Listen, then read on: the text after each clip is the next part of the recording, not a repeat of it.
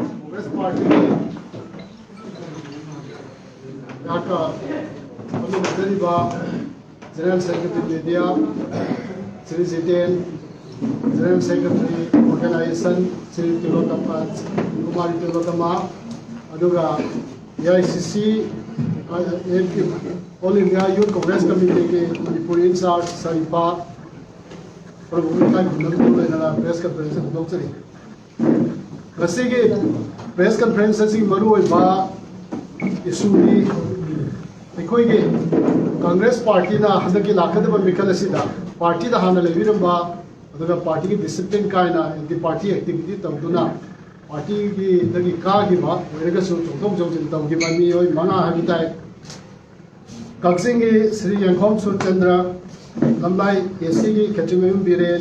Okram Henry Sanasam Biren amusung Lolongi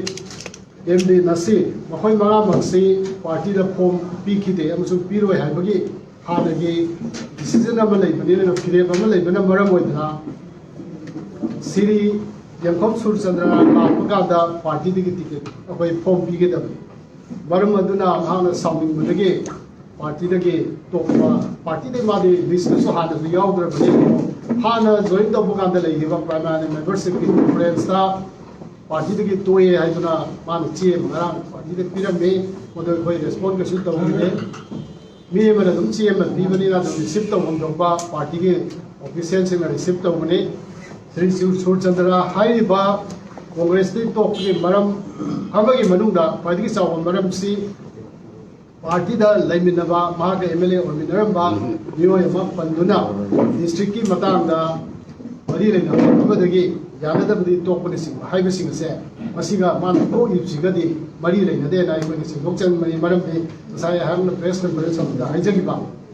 bakoi manga si party da form pi da ba haiba phet leibadagi form pi ge da bani man pi ba maram adu badi mana tokpa si gadi mari leina de tokpa di hana already tokhar bani ana ko thamjani ani subada Shri Surchandra panmada Congress si sarkar semba amana ga maroi ba natraga loinana koi ge lupkhigadaba jahaj amni haibani simba haibasi mahatana tana Congress te he tokhibada he haibugumba party with the defect over 10 schedule ki wangda constitution ke sanalon se ke wangda masage ojaba yeng duna chaliba singna Congress party se kaabju Congress party de karaga party ki resources na karaga amuk party da hangana sei bu bachana bi am le se sindok chaning mani Congress party di sinking ship jahaj ko banate bharat ki rajniti di Congress se numit thang mani dum dei radam ne Shri Surchandra amasung thokibasingna sinking ship haibasi moina ubada sana udaba mapung phana udaba mangane na party na sendok chani mani wapum ni simu sa thamjage koi thodok patei di hainga le ke Surchandra ki matangda ani subada Manipur ki chief minister na Punjab ta tarik manga da prime minister na meeting ama chatpada farmer singna lambi blockade tawdagi flyover amagi mathakta minute kun hena lepali security breach lai haidna claim tawgi madugi matungina justice indo malhotra na luchingba supreme court ke judge nei mana oiramani do justice na dumai supreme court ke justice samana luchingba high command committee amana haiba security breach se haibadi prime minister ke security thugai ba haibatai mabu bodong thibada thamgadawre haidna prime minister masana haiba aduga khoi ke chief minister na adugumba prime minister na meeting lakpa da security kahen gi ba chief minister do deba ke mayok ta thabak taw ni haidna claim dawduna pi ke statement adugi matang da singdok chaning mane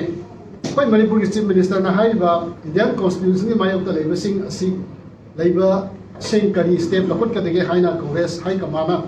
khanga da bani hai basi khona se dok chai basi chief minister na mas state na not pi base basi provocative boy provocative by the Iran ha honi ngai oi maram di five man committee mana pro base investigate to bagi decision ama central government na law investigation ha hogra bani supreme court ke kena makhada supervision makhada ꯀꯩꯅꯣꯁꯤ ꯏꯟꯀ꯭ꯋꯥꯏꯔꯤꯁꯤ ꯇꯧꯗꯣꯏꯅꯤ ꯍꯥꯏꯔꯤꯕ ꯑꯗ chief minister ꯑꯃꯅ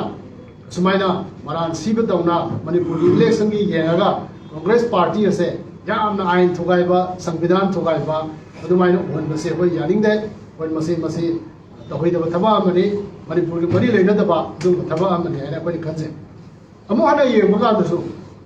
prime minister ꯑꯃꯅ state ꯑꯃꯗ ꯆꯠꯄꯗ flyover ꯃꯊꯛꯇ ꯒꯥꯔꯤ ꯑꯁꯤ ꯃꯤꯅꯤꯠ ꯀꯨꯟ ꯈꯥꯝꯕ ꯀꯥꯟꯗ ꯄ꯭ꯔꯥꯏꯝ ꯃꯤꯅꯤꯁꯇꯔꯁꯤ ꯃꯥꯒꯤ ꯁꯣꯛꯇꯅꯕ ꯂꯧꯊꯣꯛꯄ ꯍꯥꯏꯗꯤ ꯄ꯭ꯔꯥꯏꯝ ꯃꯤꯅꯤꯁꯇꯔꯅ ꯃꯤꯅꯤꯠ ꯀꯨꯟ ꯂꯩꯕꯁꯤ ꯃꯥꯒꯤ ꯁꯦꯀ꯭ꯌꯨꯔꯤꯇꯤ ꯀꯥꯏꯔꯦꯅꯦꯅ ꯈꯟꯕ ꯇꯥꯔꯒꯗꯤ ꯚꯥꯔꯠ ꯄꯨꯝꯕꯁꯤ ꯄ꯭ꯔꯥꯏꯝ ꯃꯤꯅꯤꯁꯇꯔꯒꯤ ꯀꯃꯥꯟ ꯃꯈꯥꯗ ꯂꯩꯔꯤꯕꯅꯦꯕ ꯑꯩꯈꯣꯏꯒꯤ ꯑꯦꯌꯔ ꯐꯣꯔꯁ ꯑꯣꯏꯔꯁꯨ ꯑꯗꯨꯒ ꯃꯤꯂꯤꯇꯔꯤ ꯑꯣꯏꯔꯒꯁꯨ ꯅꯦꯚꯤ ꯑꯣꯏꯔꯒꯁꯨ ꯄ꯭ꯔꯥꯏꯝ ꯃꯤꯅꯤꯁꯇꯔꯒꯤ ꯃꯈꯥꯗ ꯄꯨꯔꯥ ꯂꯩꯕꯅꯤꯅ ꯃꯗꯨꯒꯤ ꯀꯩꯅꯣ ꯀꯃꯥꯟꯁꯤꯡ ꯑꯗꯣ ꯁꯤꯖꯤꯟꯅꯔꯒ ꯄ꯭ꯔꯥꯏꯝ ꯃꯤꯅꯤꯁꯇꯔ ꯂꯧꯊꯣꯛꯄꯗꯨꯅ ꯌꯥꯔꯝꯃꯤ ꯑꯗꯨꯃꯛꯇꯤ ꯊꯥꯖꯗꯦ ꯚꯥꯔꯠ ꯃꯅꯨꯡꯗ ꯚꯥꯔꯠꯀꯤ ꯄ꯭ꯔꯥꯏꯝ ꯃꯤꯅꯤꯁꯇꯔꯅ ꯑꯗꯨꯛ ꯌꯥꯝꯅ ꯀꯤꯕꯁꯤ ꯀꯔꯤ ꯃꯔꯝꯒꯤꯅꯣ ꯍꯥꯏꯅ ꯑꯩꯈꯣꯏꯅ ꯍꯪꯖꯅꯤꯡꯉꯤ ꯚꯥꯔꯠ ꯃꯅꯨꯡꯗ ꯚꯥꯔꯠꯀꯤ ꯄ꯭ꯔꯥꯏꯝ ꯃꯤꯅꯤꯁꯇꯔ ꯆꯠꯄꯗ ꯃꯤꯅꯤꯠ ꯀꯨꯟ ꯐ꯭ꯂꯥꯏꯑꯣꯚꯔꯒꯤ ꯃꯊꯛꯇ ꯂꯩꯕꯗ ꯑꯁꯨꯛ ꯌꯥꯝꯅ ꯀꯤꯕꯒꯤ ꯃꯔꯝꯁꯦ ꯀꯔꯤꯒꯤꯅꯣ ꯍꯥꯏꯗꯅ ꯑꯩꯈꯣꯏ ꯄ꯭ꯔꯖꯥ ꯑꯩꯈꯣꯏꯅ ꯍꯪꯖꯔꯤꯕꯅꯦ ꯃꯔꯝꯗꯤ ꯄ꯭ꯔꯥꯏꯝ ꯃꯤꯅꯤꯁꯇꯔ ꯑꯃꯅ ꯚꯥꯔꯠ ꯃꯅꯨꯡꯗ ꯆꯠꯄꯗ ꯑꯀꯤꯕ ꯁꯦꯀ꯭ꯌꯨꯔꯤꯇꯤ ꯕ꯭ꯔꯤꯖ ꯂꯩꯕꯗꯧꯅ ꯆꯤꯡꯅꯕ ꯑꯀꯤꯕ ꯐꯥꯎꯔꯒꯗꯤ ꯄ꯭ꯔꯖꯥ ꯑꯩꯈꯣꯏꯗꯤ ꯀꯃꯥꯏꯅ ꯇꯧꯒꯅꯤ ꯑꯩꯈꯣꯏꯅ ꯍꯪꯖꯔꯤꯕ ꯋꯥꯐꯝꯁꯦ ꯅꯤꯡꯁꯤꯡꯕꯤꯔꯝꯒꯅꯤ ꯄ꯭ꯂꯥꯟ ꯇꯧꯗꯕ ꯇꯨꯔ ꯑꯃꯗ ꯄ꯭ꯔꯥꯏꯝ ꯃꯤꯅꯤꯁꯇꯔꯅ ꯐꯣꯔꯦꯟ ꯇꯨꯔ ꯑꯃꯗ ꯍꯜꯂꯛꯄꯗ ꯑꯇꯣꯞꯄ ꯂꯩꯕꯥꯛ ꯚꯥꯔꯠꯀ ꯇꯣꯏꯅ ꯀꯟꯐ꯭ꯂꯤꯛ ꯑꯣꯐ ꯏꯟꯇꯔꯦꯁ ꯂꯩꯕ ꯄꯥꯀꯤꯁꯇꯥꯟꯗ ꯅꯋꯥꯖ ꯁꯔꯤꯐꯀꯤ ꯕꯥꯔꯗꯦ ꯑꯣꯏꯕ ꯇꯥꯏ ꯃꯗꯨꯒꯤ ꯀꯨꯝꯕ ꯀꯥꯟꯗ ꯀꯅꯥꯃꯠꯇ ꯍꯥꯏꯗꯅ ꯄꯥꯀꯤꯁꯇꯥꯟꯗ ꯄ꯭ꯂꯦꯟ ꯈꯥꯝꯃꯒ ꯕꯥꯔꯗꯦꯒ ꯋꯤꯁ ꯇꯧꯕ ꯆꯪꯕ ꯄ꯭ꯔꯥꯏꯝ ꯃꯤꯅꯤꯁꯇꯔ ꯃꯍꯥꯛꯅ ꯚꯥꯔꯠ ꯃꯅꯨꯡꯗ ꯀꯤꯕꯁꯦ ꯀꯔꯤꯒꯤꯅꯣ ꯁꯤꯅꯤ ꯑꯩꯈꯣꯏꯅ ꯍꯪꯖꯔꯤꯁꯦ ꯚꯥꯔꯠ ꯃꯅꯨꯡꯗ ꯄ꯭ꯔꯥꯏꯝ ꯃꯤꯅꯤꯁꯇꯔ ꯑꯃꯅ ꯀꯤꯗꯧꯔꯤꯕꯁꯤ ꯀꯔꯤꯅꯣ ꯑꯗꯨꯅ ꯇꯧꯔꯤꯕ ꯄꯨꯝꯅꯃꯛꯁꯦ ꯀꯣꯡꯒ꯭ꯔꯦꯁ ꯄꯥꯔꯇꯤꯒꯤ ꯑꯃꯨꯛ ꯔꯥꯏꯖ ꯑꯞ ꯇꯧꯔꯛꯄ ꯑꯗꯨꯒ ꯃꯐꯝ ꯀꯌꯥꯗ ꯏꯂꯦꯛꯁꯟ ꯃꯊꯪꯁꯤꯗ ꯉꯝꯖꯜꯂꯛꯄ प्रजाꯁꯤꯡꯅ ꯀꯣꯡꯒ꯭रेस ꯑꯃꯨꯛ ꯁꯔꯀꯥꯔꯗ ꯍꯜꯂꯛꯅꯕ ꯑꯁꯤ ꯋꯥꯈꯜꯂꯣꯟ ꯑꯃ ꯏꯅꯣꯠ ꯑꯃ ꯑꯗꯨꯒ ꯈꯣꯜꯂꯥꯎ ꯑꯃ ꯂꯥꯛꯄꯁꯤꯗ ꯄꯥꯈꯠꯇꯅ ꯄ꯭ꯔꯥꯏꯝ ꯃꯤꯅꯤꯁꯇꯔꯅ ꯇꯧꯔꯕ꯭ꯔꯥ ꯅꯠꯇ꯭ꯔꯒ ꯃꯗꯨꯒꯤ ꯀꯩꯅꯣꯗꯣ ꯑꯩꯈꯣꯏꯒꯤ ꯂꯥꯡꯇꯛꯅꯕꯗꯣ ꯃꯅꯤꯄꯨꯔꯒꯤ ꯆꯤꯐ ꯃꯤꯅꯤꯁꯇꯔꯗꯁꯨ ꯂꯩꯔꯕ꯭ꯔꯥ ꯍꯥꯏꯕꯗꯣ ꯑꯩꯈꯣꯏꯅ ꯍꯪꯖꯔꯤꯕꯅꯤ ꯃꯤꯗꯤꯌꯥꯒꯤ